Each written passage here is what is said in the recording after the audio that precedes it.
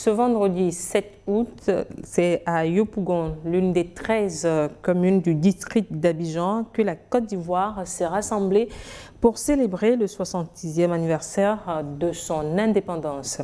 La veille, Pascal Afin Guessan, président du Front populaire ivoirien, a adressé un message solennel au chef de l'État, Alassane Ouattara, pour demander des mesures d'apaisement, la libération des détenus politiques et un dialogue inclusif. Et l'homme, comment est-ce que vous évaluez la portée de la demande d'Afin Guessan concernant la décrispation en Côte d'Ivoire?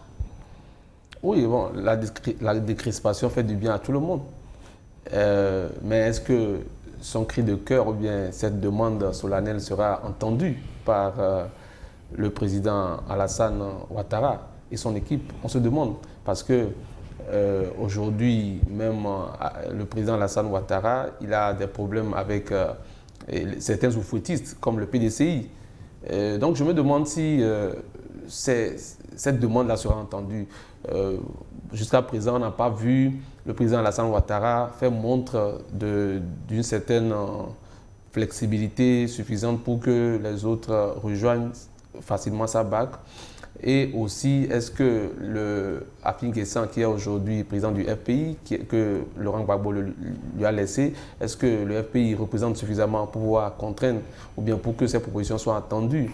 Est-ce que les autres ténors de l'opposition en Côte d'Ivoire, comme Gbagbo, comme Madame Simone, comme le président du PDCI, Tidiane Thiam, est-ce qu'eux aussi sont dans cette posture de demander au président d'assouplir les choses? Tout le monde verrait cela d'un bon oeil, mais une seule main n'applaudit pas, il faut être deux. Et c'est difficile, c'est difficile. Bon, je suis un peu dubitatif, c'est une très belle demande. Maintenant, il reste au président Ouattara de montrer le chemin, mais à son âge, on ne le voit pas en train de montrer le chemin. Il a rempilé et tout de suite après, ils sont en train de faire des choses comme ils veulent reformer la CEI, la commission électorale. C'est ce qui se passe, c'est le même chemin, c'est du néocolonialisme, parce qu'ils sont à l'époque, c'est du néocolonialisme de plus de... Quel est le rapport? Non, c'est que l'idée, la façon de gérer le pays, c'est du néocolonialisme depuis 60 ans, depuis 66 ans, depuis l'indépendance. Il y a eu une parenthèse avec Gbagbo qui est venu, il a tenté des choses, ça n'a pas marché, et puis il y a eu la guerre. Donc depuis là, bon, je ne suis pas sûr qu'il veuille que d'autres personnes viennent gérer le pays avec lui. Constant, est-ce que le climat politique est vraiment tendu en Côte d'Ivoire aujourd'hui pour que Pascal Afin Guessan demande une certaine décrispation? L'initiative de Pascal Afin Guessan est assez belle, politiquement parlant, elle est assez belle. Je me dis, il vaut mieux tard que jamais. Si c'est maintenant, il a compris qu'il faut travailler à décrisper la situation, l'atmosphère politique, tant mieux, pourvu que sa voix soit entendue par le camp au pouvoir, le RHDP, qui domine la Côte d'Ivoire sur tous les plans politiques, économiques et ainsi de suite. Aujourd'hui, l'opposition ivoirienne n'est que de nom, puisque à aucun niveau, cette opposition n'a un moyen de pression véritable, à part la mobilisation populaire qui est souvent désactivée avant même sa tenue. Alors, Pascal Afin Guessan pose clairement le problème de tension entre les hommes politiques. Parce que nous sommes en 2026, mais la guerre et ses conséquences, la guerre de 2011, 2010-2011, et ses conséquences ne sont pas complètement soldées. 15 ans après. 15 ans après, les effets politiques de cette guerre restent entiers. Dans la mesure où, à l'issue de la guerre, eh bien, Gbagbo et son ministre Blé Goudé ont été envoyés à La Haye. Nous connaissons les résultats. Ils ont été blanchis. Ils sont revenus, mais le pouvoir en place n'a pas posé un acte, n'a pas pris une certaine initiative pour amener l'État ivoirien à se réconcilier avec lui-même, surtout avec les victimes innocentes du tribunal de La Haye. Officiellement, c'est le président Ouattara, et donc le pouvoir ivoirien d'alors et jusqu'à présent, qui a envoyé les deux leaders politiques à la justice internationale. Laurent Gbagbo et Charles Blé Goudé. Dès qu'ils sont blanchis, eh bien, le président devrait prendre l'initiative de les restituer, ou du moins de les replacer dans leurs droits véritables, aussi bien sur le plan politique surtout, mais sur le plan économique. Alors, Constant, vous savez, Laurent Gbagbo a été acquitté par la Cour pénale internationale, mais cette épée de Damoclès pèse toujours sur lui. J'en venais tantôt. Avec la casse de la BCEAO. J'en venais tantôt parce que lorsque le pouvoir ivoirien a senti que Laurent Gbagbo et Charles Blé Goudé étaient en train d'être blanchis, ils ont tout de suite sorti du placard un autre dossier cousu de toutes pièces pour inculper Laurent Gbagbo, pour l'empêcher de toute initiative politique à son retour au pays, notamment le dossier de la casse de la BCEAO. Alors, le jugement s'est fait sans lui. Il n'a même pas eu l'occasion de se défendre. On ne pouvait pas, humainement parlant et suivant le bon sens, vous ne pouvez pas mettre quelqu'un hors du pays et en même temps organiser un procès contre lui en son absence sans aucune défense. Pas de juger par contumace. On juge par contumace quelqu'un qui a pris la fuite. Le pouvoir ivoirien avait entre ses mains Laurent Gbagbo. C'est le pouvoir qui l'a mis à La Haye pour être jugé. Le pouvoir avait la possibilité de le ramener pour être jugé en Côte d'Ivoire.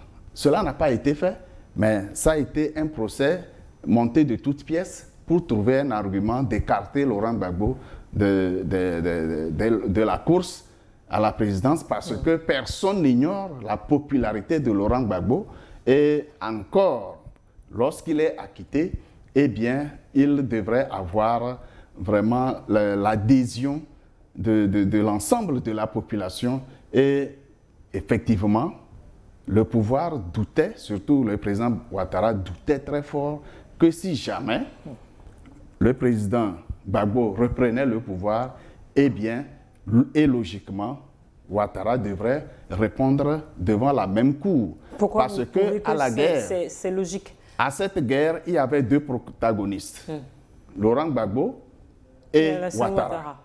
Puisque Laurent Gbagbo a été acquitté, reconnu non coupable des victimes, des milliers de morts de cette guerre, si un camp n'est pas coupable, eh bien, l'autre camp doit répondre pour vérifier si lui, il est coupable ou pas.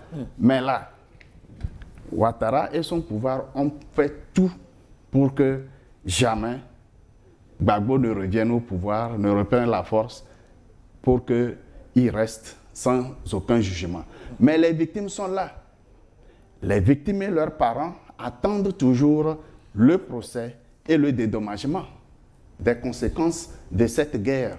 Donc c'est un préalable indispensable, la demande faite par Pascal Affi-N'Guessan à la réconciliation nationale en Côte d'Ivoire. Logiquement, le pouvoir du RHDP de Ouattara devrait prendre des initiatives pour restituer politiquement, économiquement, moralement les victimes de La Haye et permettre une réconciliation réelle entre les hommes politiques afin de permettre un jeu libre, véritablement démocratique. Nous avons vu également comment le président oufetiste, je vais parler de Tidiane Thiam, a été proprement écarté de la course à la présidence. Ce qui est sûr, le pouvoir du RHDP, le président Ouattara, a toutes les mallettes du pouvoir en Côte d'Ivoire. Il peut faire et défaire n'importe quel homme politique.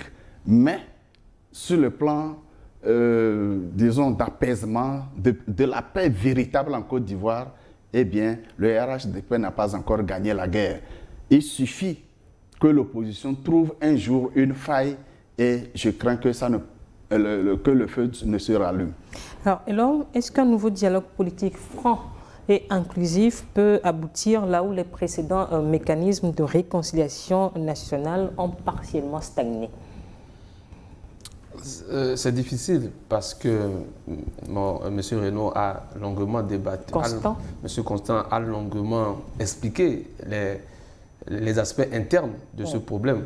Mais même si aujourd'hui il y a un débat, il y a des dialogues en interne, est-ce que le camp de RHDP qui se prévaut de la démocratie, sachant que la démocratie, c'est le libre arbitre des populations devant le suffrage, est-ce que le camp de Ouattara est disponible, après les discussions, à laisser que les populations choisissent clairement les maires, les députés, pour ne pas citer le président et le poste présidentiel? Parce que Gbagbo conserve au moins 30% de l'électorat. Je ne veux pas aller jusqu'à 40%. Parce que Gbagbo est quand même historiquement très populaire en Côte d'Ivoire, même en Afrique. Donc, si la démocratie veut dire, après les palabres entre fils et filles d'un même pays, il faut aller se présenter devant le peuple, est-ce que le camp Ouattara est prêt? Même le camp Ouattara avait peur même d'un autre oufotiste en la personne de Tidjam Tchad. Donc c'est pourquoi moi je voulais aussi ajouter l'aspect international. J'ai dit qu'il y a eu pendant longtemps des gens qui menaient une certaine forme de politique monétaire. On sait qu'en Afrique aujourd'hui, si l'écho ne prend pas essor rapidement, c'est à cause de la Côte d'Ivoire et des directives de Ouattara. La dernière fois, quand j'avais jeté un coup d'œil sur le rapport de la CEDEAO, ils ont dit que parmi tous les présidents qui étaient en charge du dossier de l'écho, c'est Ouattara seul qui reste. Parmi la commission chargée d'étudier les questions financières de l'écho, c'est Ouattara seul qui est arrivé à rester au pouvoir. Les autres sont partis, soit déchus, soit d'eux-mêmes ils sont partis, sauf Ouattara a refusé de partir. Est-ce que c'est un péché pour lui d'avoir été qui arrive à le maintenir là-bas? Même Macky Sall est parti. Et aussi, souvenez-vous que Gbagbo, quand il est venu, il avait demandé certaines réformes à l'époque qui indisposaient la communauté internationale, la partie mafieuse de la communauté internationale. Est-ce que vous en connaissez une? Bon, les populations savent de quoi je parle. Par exemple, la FMI et consorts n'étaient pas d'accord que Gbagbo fasse certaines réformes. Gbagbo il paraît qu'il y avait eu même une séquence de brûlure des cacao. Et aussi, Sarkozy, président de la France à l'époque, avait dit clairement et avait quand même dit qu'il allait vitrifier Gbagbo. Il a eu raison. Avant même Sarkozy, c'est en France qu'on réglait les problèmes internes de la Côte d'Ivoire. Donc il y a un aspect international. La Côte d'Ivoire, aujourd'hui, joue un rôle central dans la politique internationale francophone en Afrique de la France. Donc, si lui... Est-ce que cela peut empêcher ce dialogue politique franc en interne? Si le dialogue va déboucher sur des élections libres et transparentes, et que le peuple va choisir des gens, on ne sait pas aujourd'hui quelle sera la posture de ces gens. On sait déjà que Gbagbo s'est un peu rapproché de l'AES. Idéologiquement, il a tenu des propos favorables à l'AES. Tidjam Tchad est quand même un peu plus jeune. C'est un grand économiste. On ne sait pas quelle teneur il va donner à ces réformes de l'éco.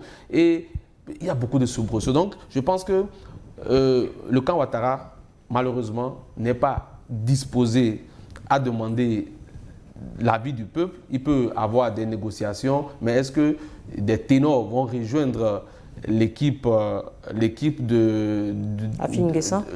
C'est-à-dire, est-ce que des gens de l'opposition qui, traditionnellement, quand on prend Simone Gbagbo, c'est quand même... Simone Yvette. Oui, c'est quand même...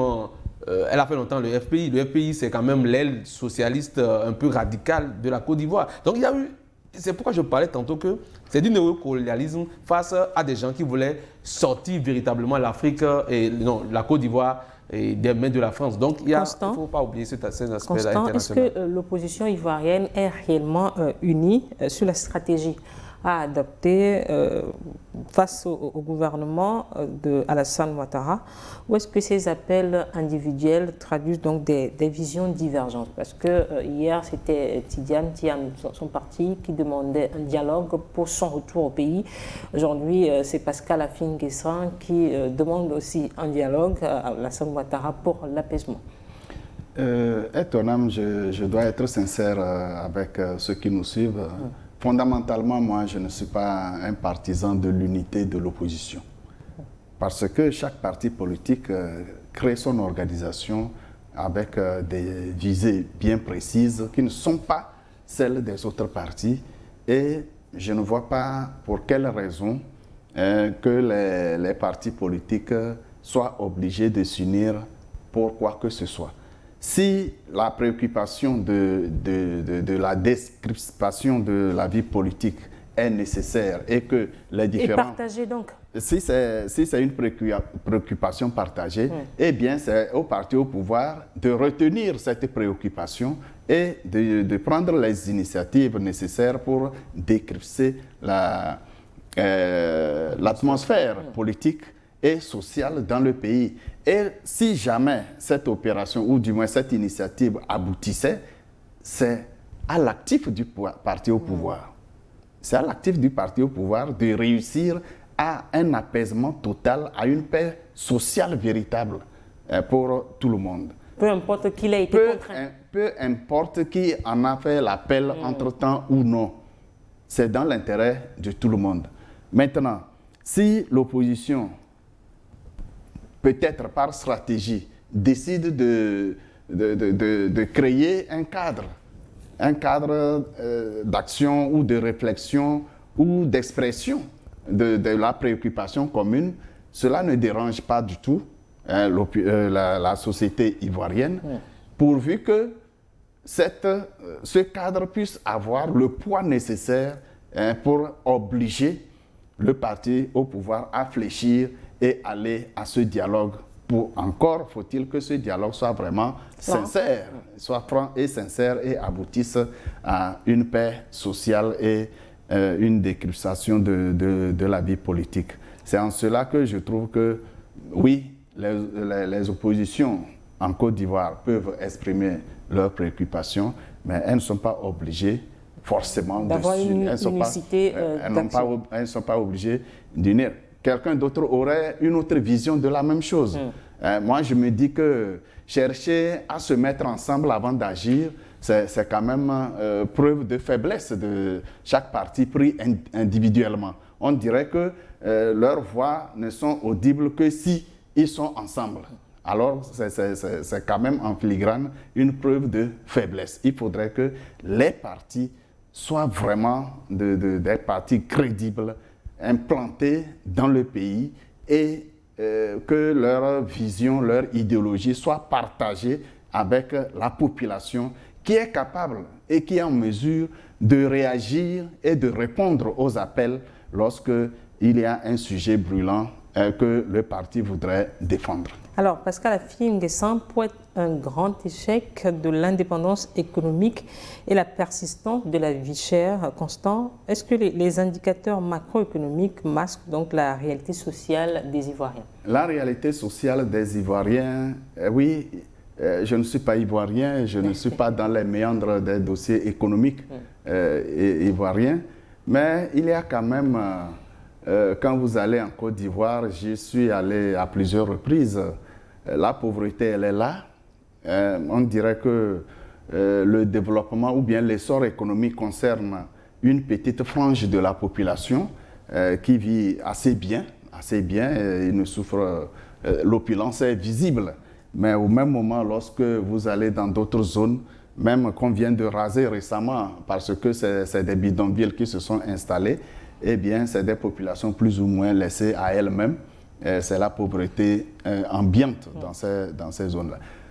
Quand on prend le plan extérieur, nous constatons également une forte volonté de migration de la jeunesse ivoirienne qu'on retrouve régulièrement victime dans des zones inadaptées au circuit de migration.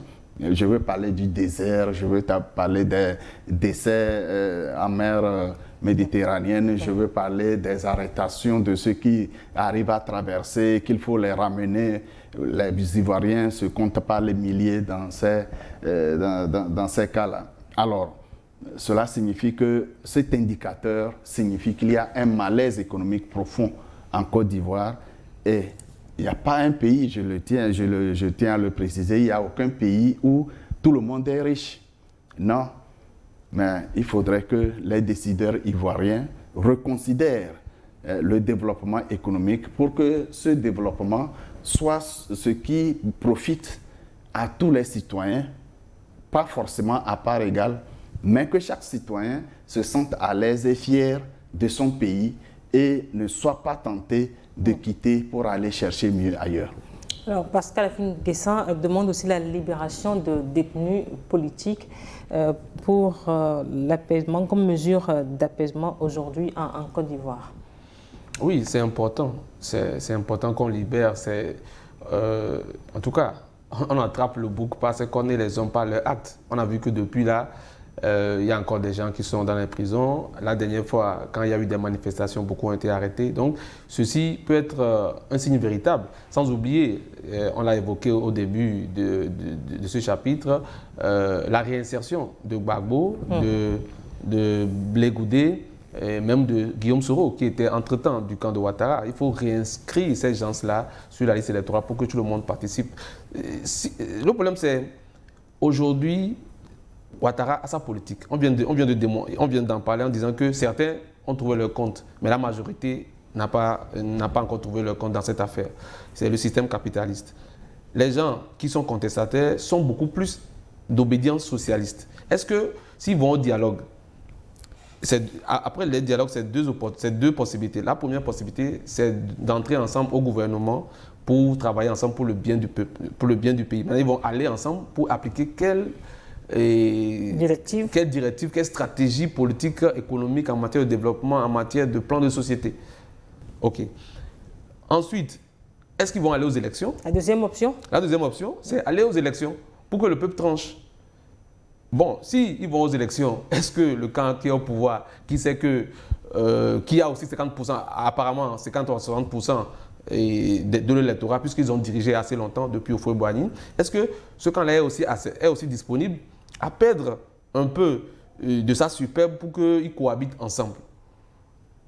La 13e option, on ne veut pas l'évoquer. Comment faire partir Alassane Ouattara et son équipe? Donc, c'est difficile, mais j'aurais aimé que le président Alassane Ouattara transmette la Côte d'Ivoire sur le plan politique et dans de meilleures conditions. Parce que à la mort de Houphouët-Boigny, on a vu ce qui s'est passé. Il y a eu beaucoup de guerres, il y a eu beaucoup de combats, de conflits en interne parmi les oufouettistes qui a finalement profité à Gbagbo. Et rapidement, ils n'ont pas accepté, ils se sont coalisés pour mettre fin à cette période-là. C'est pour cela que je parlais en temps du néocolonialisme et de l'ère de socialisme de Gbagbo. Bon, et je pense véritablement que c'est difficile. Maintenant, il appartient à Alassane Ouattara.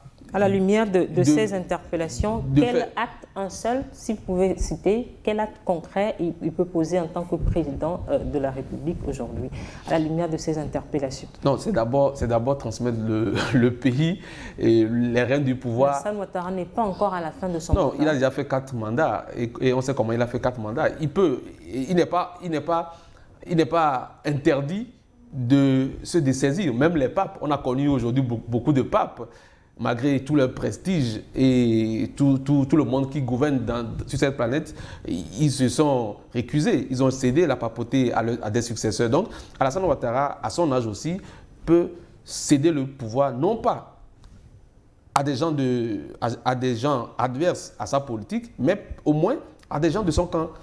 Vous voyez, c'est en cela que... C'est ce qui va apporter l'apaisement en Côte d'Ivoire? C'est déjà un pas. C'est-à-dire le fait que Alassane Ouattara quitte le pouvoir, transmettre le pouvoir peut-être d'une façon ou d'une autre et à des successeurs de son camp, ça fera que la guéguerre entre Gbagbo et lui, la guerre idéologique entre les oufouettistes et les non-oufouettistes, la guerre générationnelle. Il y aura un nouvel élan, une nouvelle génération de jeunes et cinquantenaires qui peuvent mieux se frotter. Constant, il faut essayer quelque chose. Si Ouattara doit poser un seul acte pour l'apaisement en Côte d'Ivoire, c'est de respecter la fin de son mandat et de se retirer de la vie politique. Le compteur à zéro. Alors, pas le compteur à zéro. Si jamais Ouattara accepte à la fin de ce mandat de ne plus se représenter, même s'il se battent pour que un oufestiste du RHDP prenne le pouvoir, c'est déjà une amorce. Alors, ça permettra à la longue vraiment un jeu démocratique assez apaisé et au fur et à mesure, peut-être, le circuit électoral sera décanté pour que la population, les électeurs ivoiriens puissent désigner effectivement ceux qu'ils veulent qu'ils les dirigent. En ce moment, qu'on soit souverainiste ou france-africain, ce sera au peuple de décider. Sans oublier qu'il y a des gens de troisième voie. Les autres pays où ça a marché, au Bénin comme au Ghana, il y avait aussi des factions qui se voyaient en champ de faïence. Mais en ce moment, celui qui était au pouvoir, soit Raouli, soit Kérékou, il a su passer le témoin d'une façon ou d'une autre, ce qui a apaisé et ouvert la voie à d'autres personnes. C'est bien simple dans ce cas-là, parce que Ouattara comme Talon ou les autres étaient en mission. Ils étaient en mission pour leur maître. Quand vous prenez la Côte d'Ivoire dont nous discutons, Ouattara est en mission pour le maître qu'il a mis au pouvoir. Et il ne peut pas faire autre chose que ce qu'on lui demande de faire. Nous sommes à la fin de cette deuxième partie de Regard Croisé. Nous souhaitons une bonne fête de l'indépendance à la Côte d'Ivoire et nous vous retrouvons après une tranche de journal sur votre chaîne.